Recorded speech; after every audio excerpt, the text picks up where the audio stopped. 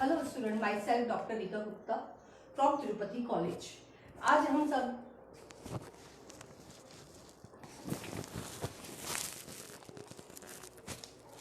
Hello student, my self doctor Rica Gupta from Tirupati college. आज मैं आप सबको पृथ्वी की आंतरिक संरचना के बारे में बताऊंगी। पृथ्वी की आंतरिक संरचना दो स्रोतों पर निर्भर करती है, प्राकृतिक स्रोत एवं अप्राकृतिक स्रोत। प्राकृतिक स्रोतों में ज्वालामुखी का फटना एवं भूकंप लहरें आती है, जबकि अप्राकृतिक स्रोत में घनत्व, तापमान एवं दाब आता है। प्राकृतिक स्रोतों में ज्वालामुखी का फटना, भूकंप आता है। प्राकृतिक स्रोतों में दाब, ताप और घनत्व आता है। प्राकृतिक स्रोत में भूकंपीय लहरों के बारे में हम बात करेंगे। पृथ्वी की संरचना का भूकंपीय लहरों में के साथ क्या संबंध है, ये बात करेंगे। भूकंपीय लहरें तीन प्रकार की होती है, पी, एस तथा एल। पी जो लहरें हैं वो अनुदैर्ध्य तरंगे कहलाती हैं तथा इन्हें प्राथमिक तरंगे भी कहते हैं तथा इनकी गति संचरण की दिशा में होती है। इन्हें दाब वाली लहरें भी कहा जाता है तथा इनका जो स्पीड है वो 8 किलोमीटर प्रति सेकंड होता है तथा प्री तरंगे, प्राथमिक तरंगों सबसे ज्यादा गति सॉलिड में होती है, उसके बाद लिक्विड में होती है, उसके बाद गैस में होती है।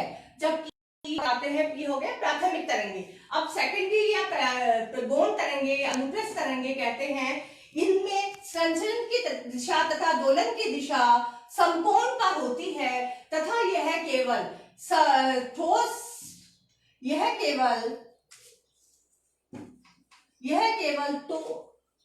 ठोस में ही गमन करती है तथा इनकी स्पीड 4 किलोमीटर प्रति सेकंड होती है। एल तरंगे वो तरंगे होती है जो कि धरातलीय तरंगे कहलाती है। यह बहुत विनाशकारी होती है तथा ये धरातल पर पाई जाती है तथा ये ठोस, द्रव एवं गैस तीनों में ही ये गमन करती हैं तथा इनकी स्पीड 3 किलोमीटर प्रति आवर है। अब अपन बात करते हैं जो पृथ्वी की संरचना है उसको अपन इन अनुमानों के द्वारा ही बता सकते हैं आंतरिक संरचना को, क्योंकि पृथ्वी के अंदर अपन नहीं जा सकते क्योंकि वहां पर टेम्परेचर बहुत अधिक है। इसलिए इसी तरह से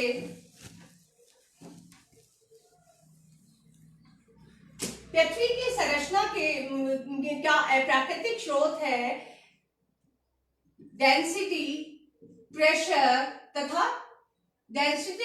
तथा टेम्परेचर। अब डेंसिटी क्या होती है? डेंसिटी होती है एक विशिष्ट क्षेत्र में जितना वजन रखा जाता है वो डेंसिटी कहलाता है। डेंसिटी घनत्व, दबाव एवं तापमान का एक ये है कि अगर घनत्व बढ़ेगा तो दबाव बढ़ेगा तो टेम्परेचर बढ़ेगा। इस तरह से एक दूसरे पर निर्भर करती है डेंसिटी, घनत्व, दबाव और तापमान। इस तरह से जैसे जैसे हम नीचे की तरफ जाते जाएंगे घनत्व बढ़ता जाएगा, दबाव बढ़ता जाएगा और टेम्परेचर भी बढ़ता जाएगा। अब अपन बात करते हैं पृथ्वी का रासायनिक संगठन। पृथ्वी का रासायनिक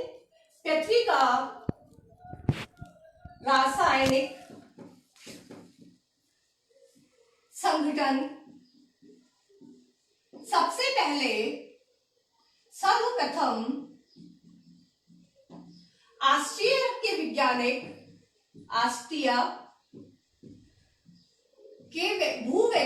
भूगर्भवेता स्वेज महोदय ने दिया। जो पृथ्वी का सर्वप्रथम जो आपको रासायनिक संगठन, मतलब पृथ्वी के अंदर कौन कौन से पदार्थ पाए जाते हैं, यह किसने बताया था? सर्वप्रथम ऑस्ट्रिया के वैज्ञानिक स्वेज महोदय ने। अब अपन बताते हैं कि स्वेज महोदय ने क्या बताया। स्वेज महोदय ने इसको पृथ्वी को 3 भागों में बांटा, सियार, सीमा, नीफे।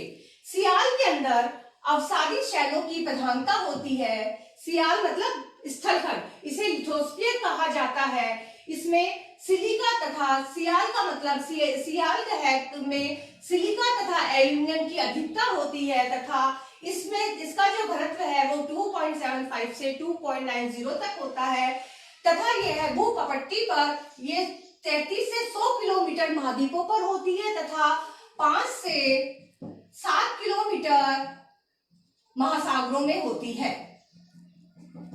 जब अपन इसके बाद आती है सीमा को श्वेत महोदय ने सीमा के बारे में बताया कि सीमा है वो सिलिका तथा मैग्नीशियम से मिलकर बनी है या सिलिका तथा मैग्नीशियम की अधिकता होती है तथा इसका घनत्व 2.90 से 4.75 होता है तथा ये 1900 किलोमीटर पृथ्वी के अंदर 2900 किलोमीटर तक पाई जाती है। इसके बाद बताया नीफे निकिल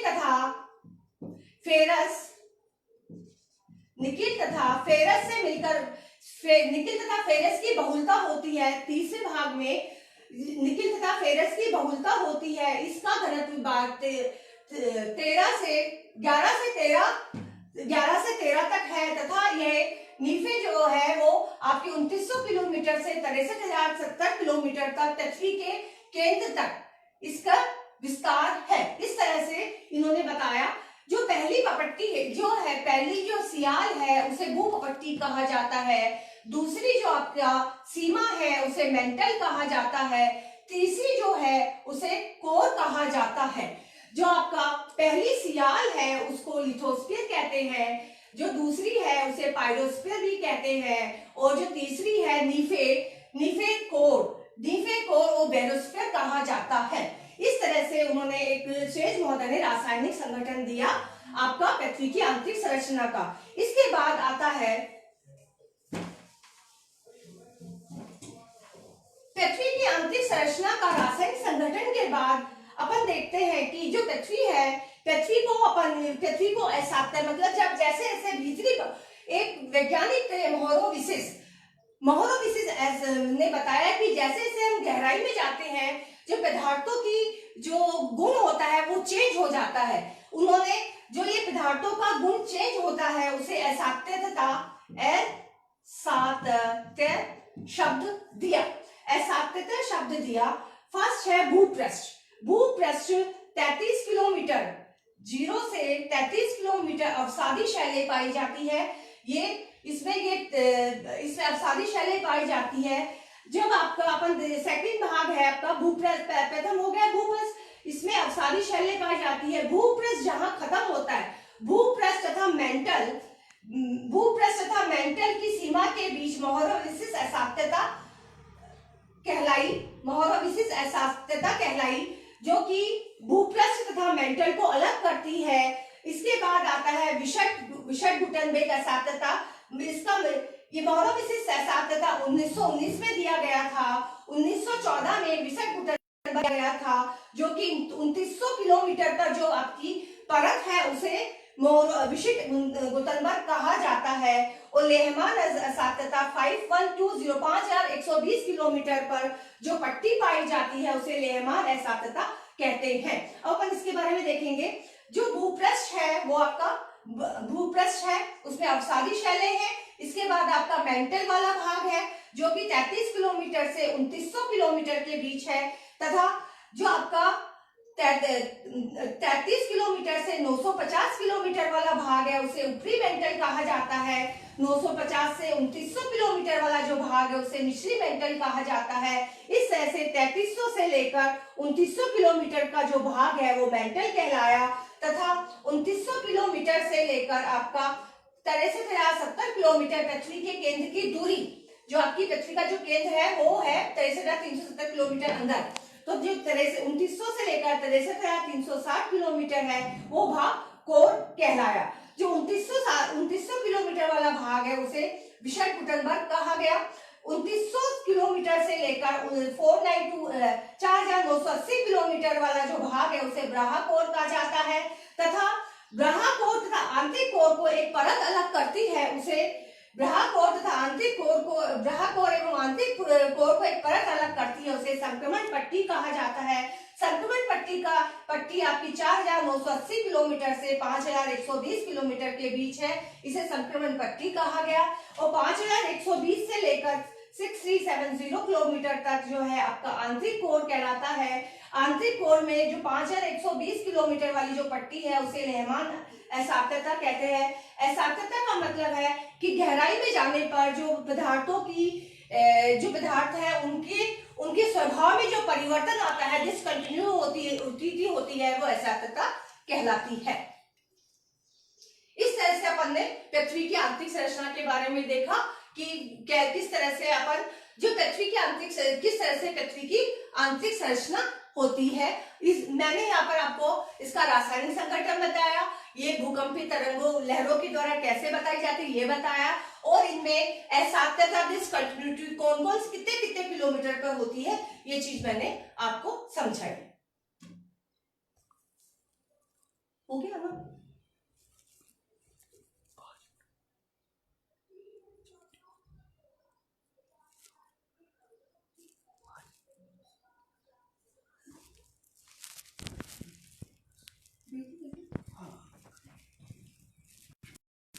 इस तरह से मैंने ये आपको समझाया।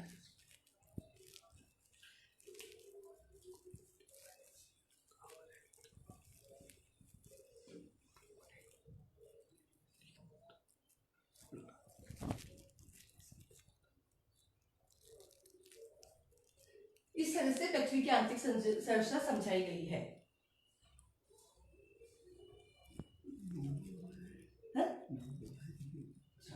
अच्छा, myself doctor Rica Gupta from Tirupati college. मैं आपको यहाँ पर पृथ्वी की आंतरिक संरचना के बारे में बताऊंगी। पृथ्वी की आंतरिक संरचना दो बातों पर निर्भर करती है, प्राकृतिक स्रोत एवं अप्राकृतिक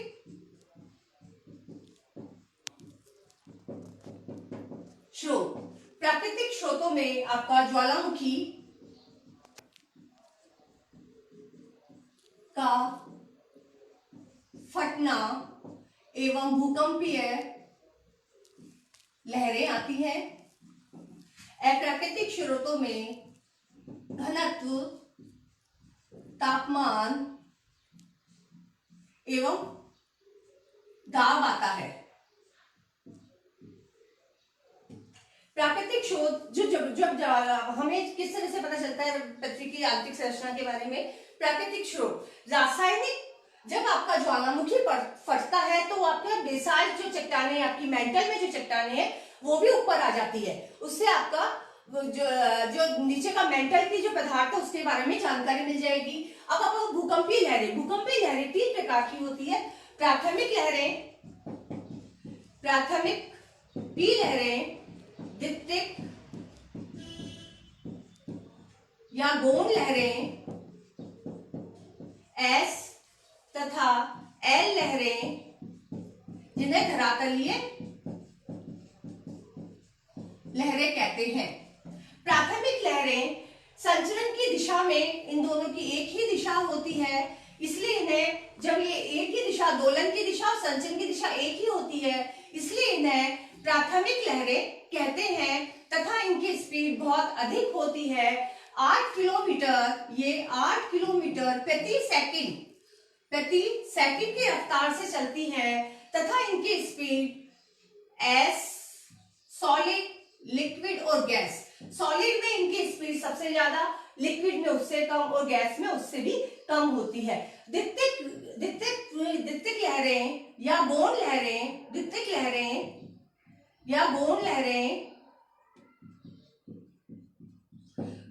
इन्हें सेकेंडरी लहरें कहा जाता है तथा इनकी स्पीड 4 किलोमीटर प्रति सेकंड होती है तथा ये आपकी ओनली ठोस में ही चलती हैं। नेक्स्ट है एल लहरें या धरातलीय लहरें। धरातलीय लहरें वे लहरें होती हैं, धरातलीय लहरें सबसे विनाशकारी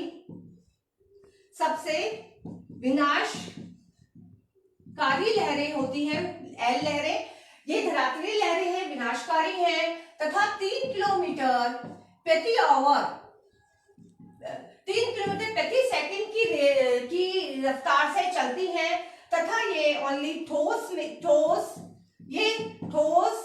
द्रव तथा गैस तीनों में ही चलती है। ये बहुत विनाशकारी होती है। एच.डी. लव ने इन लहरों के बारे में एच.डी. लव ने बताया था, इसलिए इन्हें लव लहरें भी कहा जाता है। इस तरह से ये भूकंपीय लहरें हैं, प्राथमिक, द्वितीयक तथा तृतीयक। इसके बाद अपन बात करते हैं पृथ्वी के रासायनिक संगठन के बारे में। पृथ्वी के रासायनिक संगठन के बारे में स्वेज महोदय, जो कि ऑस्ट्रिया के भूगर्भवेत्ता थे। उन्होंने जो आपकी रासायनिक संगठन है उनको 3 भागों में बांटा।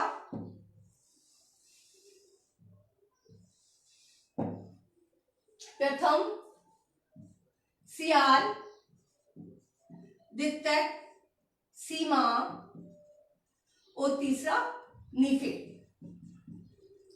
जो आपका प्रथम परत है उसे सियाल कहा गया। इसमें सिलिका तथा एल्यूमिनियम की अधिकता होती है तथा इसका जो घनत्व है 2.5 से 2.90 तक होता है तथा इसके बाद दूसरी परत को सीमा कहा गया। इसका घनत्व 2.90 से 4.75 होता है तथा तीसरी परत नीफे कहलाई, जिसमें निकेल तथा फेरस की प्रधानता, ये बहुलता है, निकेल तथा फेरस की बहुलता होती है। इसका जो घनत्व होता है वो 11 से 13 होता है तथा जैसे जैसे अपन नीचे की तरफ जैसे जैसे पृथ्वी के अंदर जाएंगे दबाव बढ़ता जाएगा,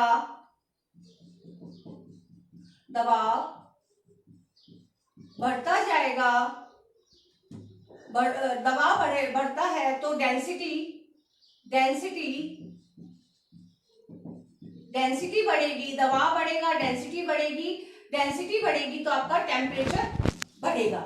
इस तरह से स्वेज महोदय ने 3 परतें बताई, सियाल, सीमा, नीफे। सियाल के अंदर आपका सियाल का घनत्व 2.50 से 2.90 होता है। इसके बाद आपका सीमा आता है, सीमा का घनत्व 2.90 से 4.75 होता है। जो सीमा है वो सियाल तथा मैग्नीशियम से मिलके बनी है। इसमें सियाल तथा मैग्नीशियम की बहुलता होती है। इसके बाद आपका नीफे जो है उसमें निकेल तथा फेरस की बहुलता होती है तथा इसका घनत्व 11 से 13 किलोमीटर है। जैसे जैसे हम पृथ्वी तल के अंदर जाएंगे वो उसका पृथ्वी तल का दबाव बढ़ता जाएगा और उसका टेम्परेचर बढ़ता जाएगा। 32 किलोमीटर पर 1 डिग्री सेंटीग्रेड टेम्परेचर आपका बढ़ता है।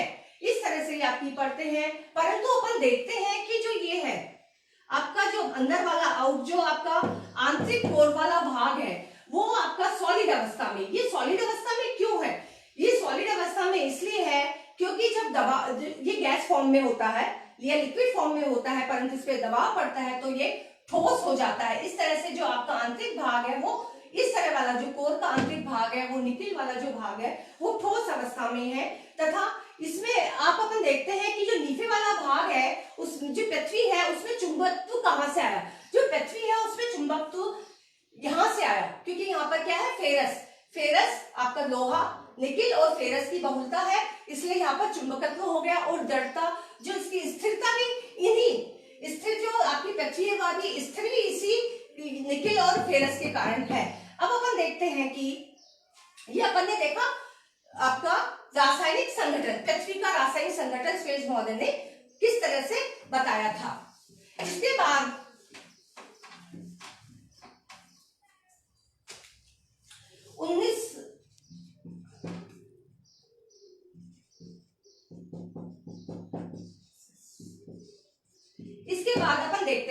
अपन देखते हैं कि भूपृष्ठ है वो इस तरह से है।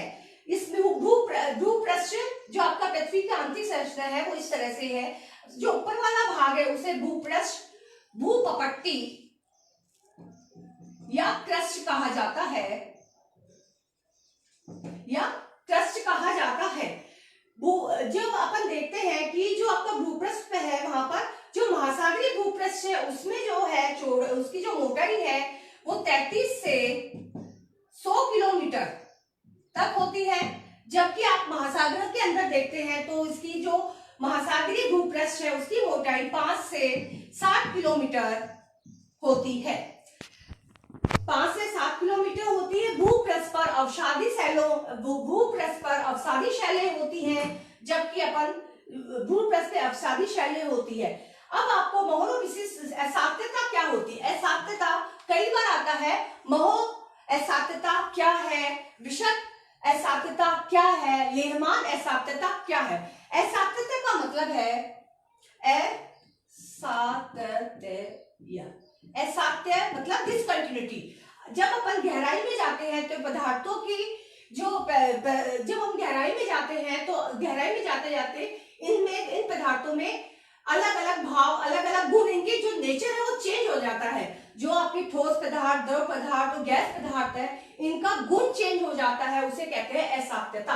असात्यता का मतलब क्या हुआ? जब पदार्थों का गुण अंदर जाते जाते जब पदार्थों का गुण चेंज हुआ, उनका गुण चेंज हुआ तो उसे कहते हैं डिसकंटिन्यूटी। डिसकंटिन्यूटी के बारे में 1919 में महोरोविसिस ने बताया था। महोरोविसिस ने बताया कि भूपृष्ठ तथा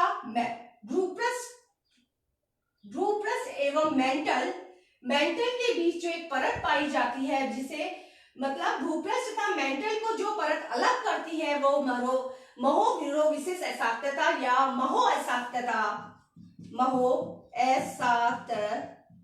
कहलाती है। इसके बाद 33 किलोमीटर से 2900 किलोमीटर के बीच मेंटल होता है। मेंटल का भाग 33 किलोमीटर से 2900 किलोमीटर है। 3300 से लेकर 950 वाला जो भाग है वो आपका ऊपरी मेंटल कहलाता है, और 950 किलोमीटर से 2900 किलोमीटर वाला भाग है वो निचला मेंटल कहलाता है। तथा जो मेंटल तथा कोर को जो परत अलग करती है 2900 किलोमीटर पर आपका मेंटल तथा कोर अलग होता है, उसे विशद गुटनबर्ग कहा गया। जिसे विशद गुटनबर्ग कहा गया क्योंकि ये विशद गुटनबर्ग ने इसके बारे में 1914 में बताया था। अब आपका आता है 2900 किलोमीटर से 6070 किलोमीटर पृथ्वी से केंद्र की दूरी। पृथ्वी के केंद्र की दूरी है 1370 किलोमीटर। जो आपका 2300 किलोमीटर से लेकर 6370 किलोमीटर तक का भाग है वो आपका कोर कहलाता है। 2900 से लेकर 2900 से लेकर 2900 किलोमीटर से लेकर 4980 किलोमीटर वाला जो भाग है वो ब्राहा कोर कहलाता है। 4980 से लेकर 5120 वाला जो भाग है वो संक्रमण पट्टी कहलाती है। संक्रमण पट्टी क्या है? इसका मतलब आपसे पूछा जाए संक्रमण पट्टी क्या है, तो संक्रमण पट्टी क्या हो गया?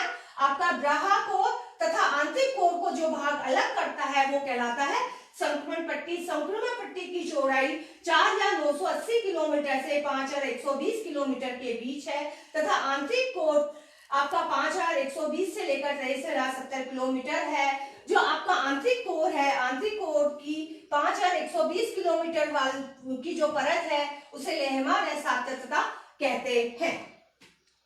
इस तरह से अपन ने पृथ्वी की आंतरिक संरचना में अपन ने क्या पढ़ा?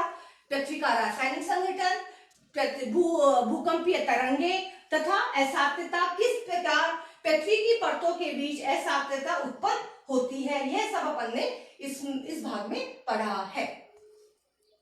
थैंक्स।